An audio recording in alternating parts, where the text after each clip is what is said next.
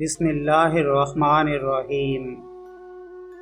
نبی کریم صلی اللہ علیہ وآلہ وسلم کی زوجہ مطہرہ حضرت عائشہ صدیقہ رضی اللہ تعالیٰ عنہ نے خبر دی کہ انہوں نے ایک گدا خریدا جس میں مورتیں تھیں۔ جب رسول اللہ صلی اللہ علیہ وآلہ وسلم نے اسے دیکھا تو آپ دروازے پر کھڑے ہو گئے اور اندر نہیں آئے۔ میں آپ کے چہرے سے ناراضگی پہچان گئی۔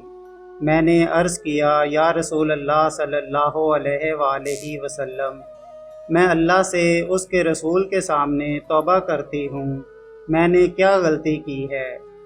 آپ صلی اللہ علیہ وآلہ وسلم نے فرمایا کہ گدا کیسا ہے؟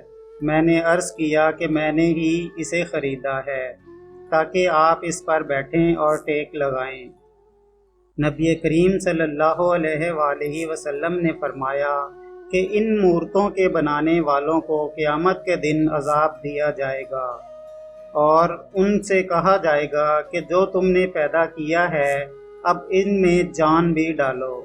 اور نبی کریم صلی اللہ علیہ وآلہ وسلم نے فرمایا کہ جس گھر میں مورت ہوتی ہے اس میں رحمت کے فرشتے نہیں داخل ہوتے۔